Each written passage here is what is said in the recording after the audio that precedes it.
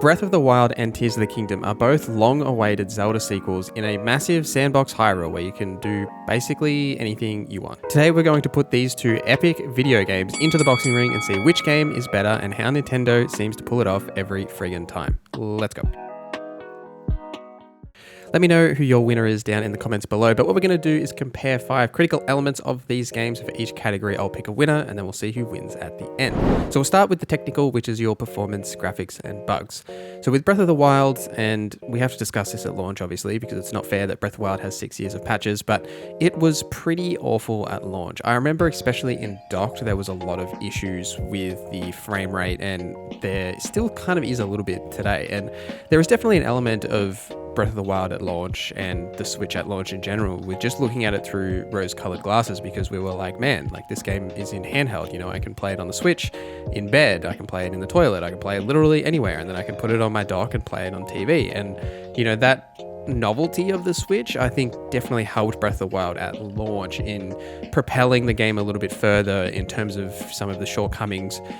Maybe graphically, like there is still a little bit of that in Breath of the Wild and Tears of the Kingdom, but you know, the art design here is just exceptional in the way that everything is structured. That, you know, I think that Breath of the Wild is a looker. It's a fantastic looking game even today, but there was definitely some performance issues, like frame rate issues, that you just randomly would get these big frame rate drops at launch, and that still happens today, but not as bad like in some scenarios, but definitely still happens today in some of the more like high density areas in Breath of the Wild.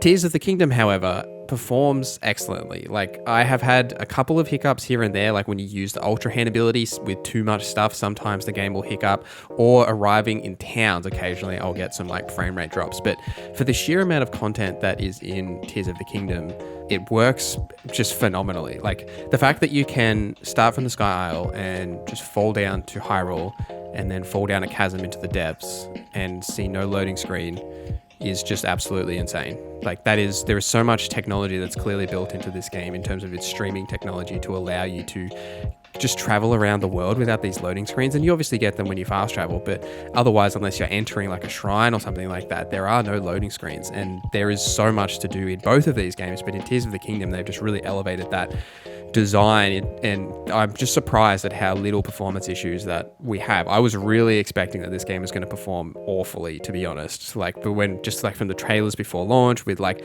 all the physics systems and just, you know, as they try and make the game look, you know, nicer, you know, look like an actual sequel to Breath of the Wild, I was fully expecting that we were going to need a Switch 2.0 here for this to really look good, but it looks fantastic and it performs really well. And the only thing that bothers me is that like there's clearly something with Tears of the Kingdom that they're doing to lower the resolution to keep that frame rate high occasionally. Like I've noticed sometimes that the resolution, like pixel density, will like lower in some of the like high traffic areas where I didn't notice that as much in Breath of the Wild. But you know, that's neither here nor there. This is a super old system. Like the Switch is as powerful as the Xbox One. We have to remember that. And the fact that this game works as well as it does is incredible. Tears of the Kingdom definitely wins this category for its overall better performance at launch, and just in terms of bugs, I haven't had a single bug at all. Like I cannot remember one once in terms of all of my playthrough. Even in Breath of the Wild, I can't remember one.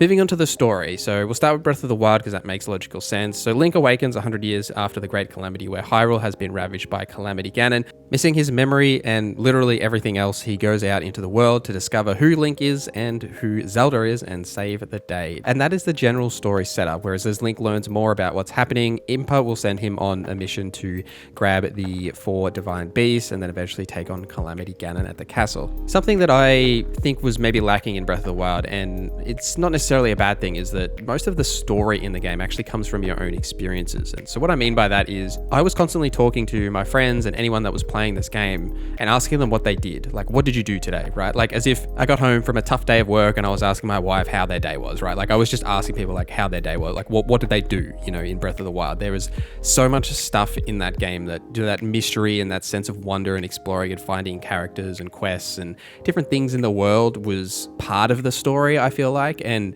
that was what made the game so compelling. Not necessarily, you know, saving the divine beasts and defeating Ganon, but everything else surrounding that aspect of the game I felt was really strong and really encompassed to the story. Tears of the Kingdom is picking up after the events of Breath of the Wild, and Link and Zelda discover a hidden hidden villain underneath Hyrule Castle and accidentally wake him, setting off the upheaval and another calamity across Hyrule as Zelda gets lost in time. Now, that is the general setup in Tears of the Kingdom, and I won't go into the specifics of where the story goes, just in case you haven't finished it, but the actual story in Tears of the Kingdom is significantly more developed in terms of not only its characters and meeting characters from Breath of the Wild and seeing what's happened to them in Tears of the Kingdom and where they have actually gone to, but separate to that is the side quests and the characters surrounding the narrative and just the people you find in the world. They feel much more developed and have a bit more of a personality and their own sort of stories and things happening. There were pockets of this in Breath of the Wild, like Taro Town and a few other things, but ultimately, like, the world was, I don't want to say empty because it definitely wasn't empty, but the stories surrounding the main narrative in terms of its side quests and complexities there don't feel as developed as they are in Tears of the Kingdom. And some of that stuff has been incredible. Like, there is still that sense of mystery and finding things and learning new things about the world that really brings that story element forward, but there is more of those actual legitimate stories in Tears of the Kingdom. And I think that comes from having some of that lore and development from Breath of the Wild, that they can take what they built on from Breath of the Wild and then expand on that in Tears of the Kingdom with characters progression and character development in that way. And I thoroughly loved meeting characters from Breath of the Wild in Tears of the Kingdom and just learning more about them and like what's happened to them in these couple of years. That's been really interesting to me, and seeing how the world has progressed, I've thoroughly enjoyed that. And so in this category as well, I think Tears of the Kingdom wins because there is more story, there is a deeper story here, there is a deeper lore to the history of the Legend of Zelda and everything there, and I think it's just done an incredible job of advancing what Breath of the Wild really set up. The combat in both of these games are pretty straightforward. You know, you got a shield, you have a sword, you swing it around, you've got different weapon types that do slightly different attacks, but really the big hitter here is the weapon degradation. And in the combat in Breath of the Wild, I think that the weapon degradation I thought was okay. I didn't hate it in how your weapons break. And what Breath of the Wild excelled in is that sandbox and freedom of how you want to tackle those scenarios, right? You know, you've got the different arrow types that you can shoot. You've also got ways that you can use your bombs and the different abilities to tackle situations and try and deal with combat without just like charging in with your shield and sword. You've got those abilities and the way they interact with the environment, like the rain and like how lightning will come down, that sort of thing. And I enjoyed that stuff, but I always sort of tried to avoid combat a little bit in Breath of the Wild because I never felt there was any reason to engage in it. Wasn't really, I would just lose my sword eventually, you know what I mean? Like, my sword would just break and that feels like a punishment, but you don't get experience for defeating anything. You just kind of get some monster parts you can make elixirs with. I just avoided it as much as I could because I just wanted to explore the world. Tears of the Kingdom, however, is the same basic combat system, except there is a reason to engage in combat. It's those fuse mechanics, right? So for me personally, if I see like, a blue or a black bokoblin or what have you, I want those fuse elements because I want to fuse it with my weapons, because the weapon degradation is even worse in Tears of the Kingdom. Like, you get a basic weapon which has been affected by the upheaval and breaks in like 3 hits. It's wildly frustrating a little bit, but I love how they've expanded on it with the fuse mechanics and how you can interact and create different weapon types that'll do different effects, even fusing things to your shield to do different things. Really, really love that stuff, how they have like implemented that system to expand on the sandbox, plus with the new abilities. It's all incredible. Like, I really enjoy the combat in Tears of the Kingdom, whereas I felt it was lacking in Breath of the Wild in some regard, and I actually want to engage in combat in Tears of the Kingdom. Like, I see creatures in the distance and I'm like, yep, I'm gonna go fight them. Like, I don't care about weapon degradation, I don't care about any of that. I actually enjoy that aspect of the game, and that's a really big positive, I think, despite how terrible the weapon durability is. It is so bad in Tears of the Kingdom, but it's still a fantastic experience. So Tears of the Kingdom wins again. World design is our next category. Now, both of these games are incredible in terms of their world design. Very, very few games have managed to create an open world that gives you objectives and tasks that you can see and engage with simply by your own curiosity. There is often no objective marker in Breath of the Wild. Nothing is pointing you in a particular direction to go this way. Elden Ring also does this in the way that you see things in the distance that are interesting to you and you want to go there. Breath of the Wild does this as well. You see something, you want to go there. I want to go to there. There is a level of immersion and that enjoyment to just discovering things, that mystery of the world. Even though Breath of the Wild didn't have any dungeons really other than the Divine Beasts, which were a letdown, but that's okay. I mean, the Divine Beasts really, like, low-key were kind of annoying as they were just one big puzzle, and I definitely didn't really like that element of the game. We'll talk about that a little bit more when we get into progression, but the Divine Beasts, separate to that, the world itself and Hyrule was so diverse in terms of just having, you know, your green plains and everything from the main area central of Hyrule to the deserts, to the snowfields, to the mountains. There is a lot of complexity in the world, and I just was enamored by exploring this world and climbing mountains and seeing what you can see off in the distance and being like, oh, what's that? And gliding over somewhere. Like, just having a glider is so much fun. Like, I don't even know how you make that fun, just like being able to glide places, but I really enjoyed that. In Tears of the Kingdom, my God, I don't know how they did it. So a core element in Breath of the Wild was the mystery of the world and the exploration, and how you see something, whether that be a Korok seed or just like some statue or tree or something that was, you know, a different color off in the distance, and you're like, oh, what is that? You know, I want to go there. And you see a shrine, you're like, oh, I've got to mark that because I have to go there later. In Tears of the Kingdom, they understood that mystery element was a core element of Breath of the Wild. And rather than just having those same things in Tears of the Kingdom, like, you know, the same types of Koroks, etc., that look exactly the same, they've completely changed that, right? You find completely new things in Tears of the Kingdom, right? There's that guy that you have to, you know, he's like holding up a sign, and you have to do the little sign puzzle to hold the thing up. You know, there are Koroks, but they're completely different, and they use the mechanics of this game rather than Breath of the Wild. There's a lot of new things to find in the game, and I really like how they've expanded on that mystery, especially with colors. Like, the color palette here is similar, but there's a lot more red, a lot more glowing aspects, and it makes it more interesting to explore because they're colors and things you didn't see in Breath of the Wild, so it makes you more interested to go to those areas. And we haven't even talked about the Sky Isles, like, you know, the fact that they've got this brand new region basically above the world, and how you can go up there and explore, and you find different things, and the Zonai and how they are interactive up there as well as down on the world, and how that affects the story and how it's changed in Hyrule.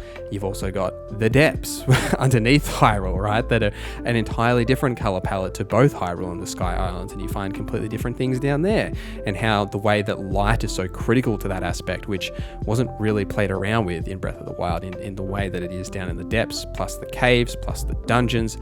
There's so much in Tears of the Kingdom. Like, I can't fathom how they have managed to cram all of these interesting and engaging world things to find in this game. It's unfathomable in some regard how they've done this. Like, there is nothing that I have come across that has bored me or felt like, oh, I've seen this before. Like, you know, I really expected Hyrule to be very similar in Breath of the Wild to Tears of the Kingdom, but every location that I can possibly think of to go back to is different. You know, like in some minor regards, like, you know, you might find a cooking pot in the same place, but, you know, there's no Korok seeds, there's no characters and stuff that are all just identical, exactly the same as they were in Breath of the Wild. They are different. Something has happened to them, something has happened to their town or that area or something, and it's entirely new every time you get there. And I've really enjoyed that aspect, and I just can't believe how they pulled that off. Like, it's incredible, to be honest. At this point in these versus videos, we usually do a recap of the points where everyone has scored, and so far we have Breath of the Wild with 0 and Tears of the Kingdom with 4. So I think you know where this is going to go, so we won't dwell on this too much, but the last topic here is progression.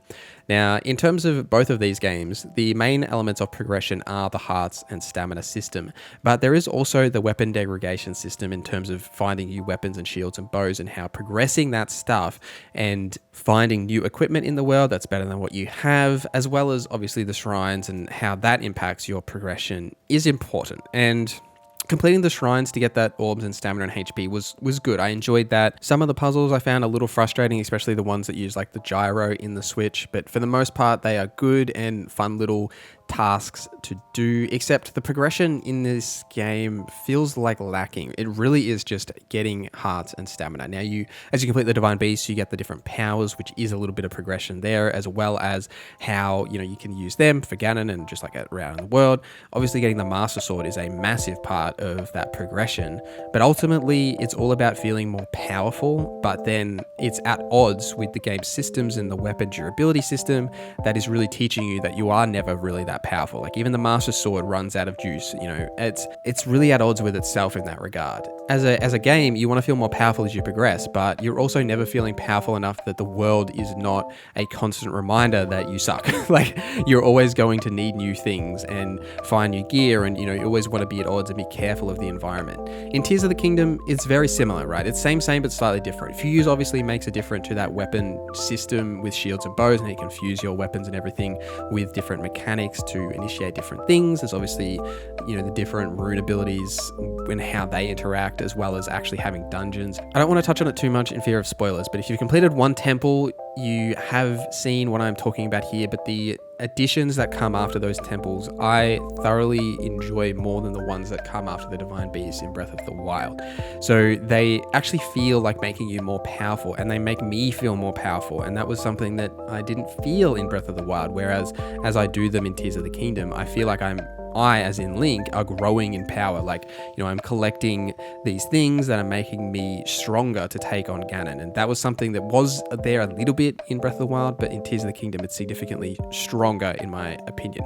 But overall in this category, I don't feel like there's a clear winner. I think that you are stuck in that regard where you aren't powerful because that's what the game is trying to teach you in terms of the world, is that the world is a constant threat. It's a constant conflict element to Link and his success in the world. But I think Tears of the Kingdom has that just slight edge. And I think, just to give it the old 5-0, I think it wins this category, but there is something in both of these games that I would like more of in that progression system, but Tears of the Kingdom definitely has the edge in that regard. It's really hard to wrap my head around the fact that Nintendo made a generation-defining video game and then just did it again. Like, I'm sure Tears of the Kingdom would have been a good game, but I didn't think they'd capture that sense of wonder and mystery again. And they really did. Breath of the Wild was one of the most immersive games I've ever played, and Tears of the Kingdom is that and more. Like, neither title is the most graphically realistic game, nor is it the best combat system, nor does it have, the best story. But there's just something about when you play these games